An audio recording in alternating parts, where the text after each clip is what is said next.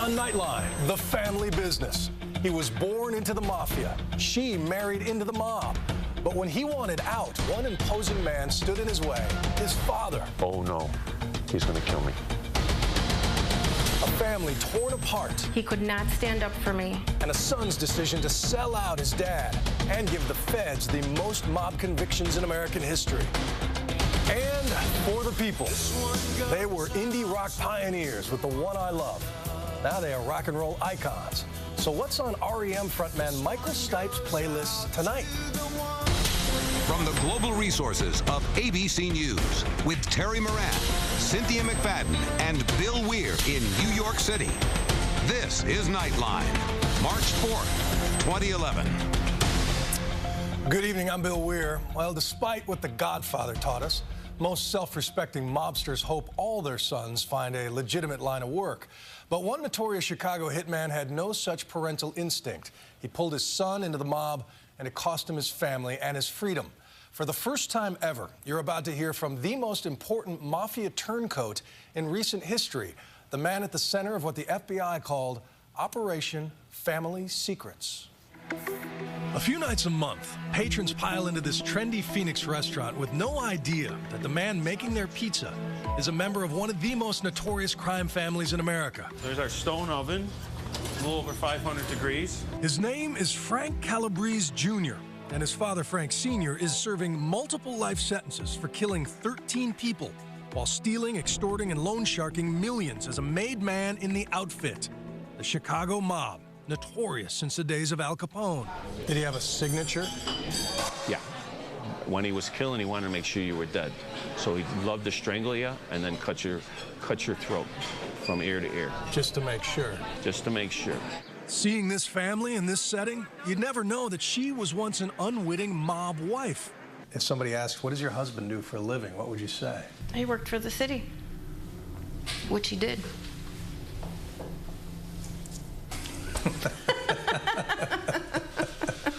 Ignorance was bliss for me. And if you met him on the street, you'd never imagine that within the outfit, he went from respected enforcer to reviled rat by helping the FBI put his own father away for life.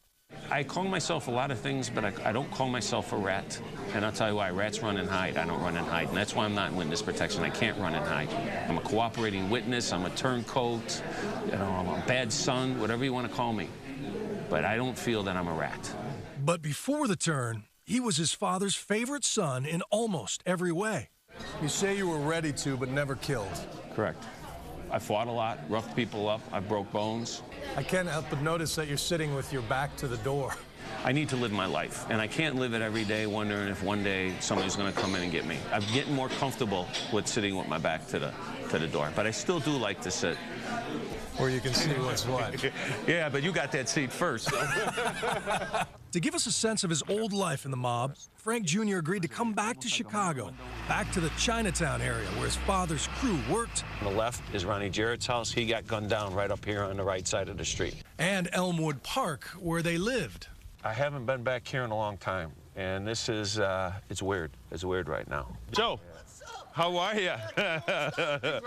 Yeah, good. How are you? Cool, I just got you on Facebook, right? That's great. That's great. You're still over here, huh? You're like the mayor. If I go into Chinatown, I might not get a reception like that. In this neighborhood, I will, okay? They called this the compound. A three-flat with aunts, uncles, cousins packed onto different floors, and on occasion, undercover FBI agents watching out front. One time as a kid, we were playing out here, and I seen them sitting in the car, and we went over to the car, and they laid down in the car and pretended like they were sleeping. As a child, Frank Jr. says he only had a vague sense of what his father did for a living. But when The Godfather hit theaters in '72, accept this justice as a gift on my daughter's wedding day. his friends started to make the connection. And there was a talk in the neighborhood, so it was a lot of talk. It glamorized your dad's work a little. Exactly, Yeah. exactly. And you know, that whole thing, you see how my dad was treated from people. At the height of your dad's earning power, how much money did he have? I would say around 10 million plus. In cash? Yeah. Just stashed in... In walls, in car panels, anywhere he could stash cash. While Frank says he had no interest in joining the outfit, he worshipped his dad. And as he got older, his grooming intensified. It wasn't a choice. It was like, you need to do this. You're my son. I need you there. My father was a master manipulator. As a teen, he was sent to collect payoffs from X-rated bookstores. And over time, his father hinted that murder would eventually be part of the game. He says, if you want to see a friend's a good friend, he says, throw some sheets in the trunk, throw something under it, put some sheets over and pull up and say, hey, do me a favor. I need your help. What? I got some shovels in the trunk. I accidentally ran over somebody. I got to bury him. Will you help me? He says, and tell me how many people go with you. So then you got a good friend.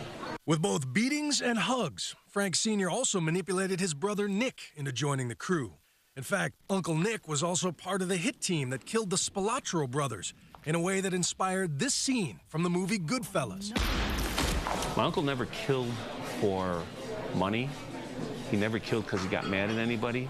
He only killed when ordered to. He admitted on the stand that he wet himself in fear. Yeah. After his first hit. My uncle was a tough guy, but he's a nice guy. He has a heart. But Frank's father wasn't quite so sensitive. On a tour of their old mob territory, he took us to one of the many so-called work garages, where his dad and uncle would stash cars, weapons, and torture the occasional enemy. For some reason, a lot of Chicago guys tortured their victims before they killed them. But it was a moment in another garage that stands as the most chilling symbol of Calabrese's dysfunction. After years of faithful service, a frustrated Frank Jr. had stolen from his father, was trying to pay him back, but it wasn't fast enough for the old man. And when I walked in and he closed the door, all of a sudden it hit me. He made me park my car somewhere else. He was real nice to me, and he turned around and I seen that 1,000-yard bloodshot stare, and glassy-eyed stare in his eyes. And that's when he pulled around, grabbed me, and stuck the gun in my face, and he said, if you're going to disobey me and I can't control you, I'd rather have you dead. And when he met the woman he'd marry, his father forced her to sign a blank prenup. Just one indication of his iron fist. I was intimidated, you know, but after I met him, I'm like, he seems nice, you know, and that's the sociopath part of it, you know. He seems real nice, and then once you're in the family and, you know, you see what he does to the family and that umbrella effect, how he, you know, what he does affects everybody. The more Frank Jr. learned about the outfit and his father's controlling ways, the less he liked both. And after starting a family, Frank Jr. began looking for a legitimate way to pay back his dad and break away for good. So he started a small car detailing business. And we had the detail shop. But it wasn't long before Frank Sr. tried to muscle his own son for a piece of the action. But the feds were watching, and with a witness from the auto shop, had enough to swoop in with indictments. This is the house I got arrested in right here. And it was ironic because I lived right across the street from an immigration judge. When the Calabrese crew was finally arrested, his father's hypocrisy was truly revealed. After years of preaching family loyalty, he was purely out for himself. He tells me, all right, I'll tell you what, you know the money you owe me? I says, yeah. He says, I'll call it even. You plead guilty for me, too. Here's my father that's supposed to be a man's man. And I'm thinking, I got a son at the time. I would never do that to my son. So Frank Jr. decided that prison would be his way out of the outfit and away from his father. He pled guilty to racketeering, agreed to serve 5 years, but in a twist of fate, his father was transferred to his same prison and began the same old manipulation. But for the first time in his life, Frank Jr. decided to take control. I think about when he was in the cafeteria with Rocky, talking about killing guys and how Rocky used to kill guys. You'll see how Operation Family Secrets unfolded. I just wanted it to be over. And how it tore the Calabreses apart. Very tough. When Nightline continues.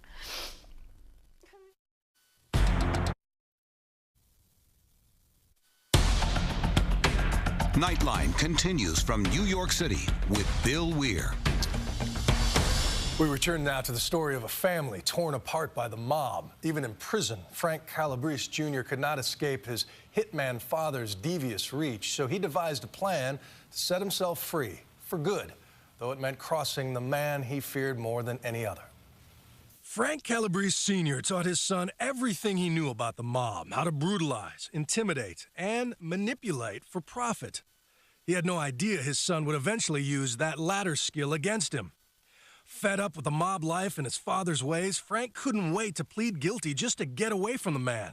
But when they ended up in the same Michigan prison on a minor racketeering conviction, he made the gut-wrenching decision to sit down and write a letter to the FBI, offering to help put his father away for life.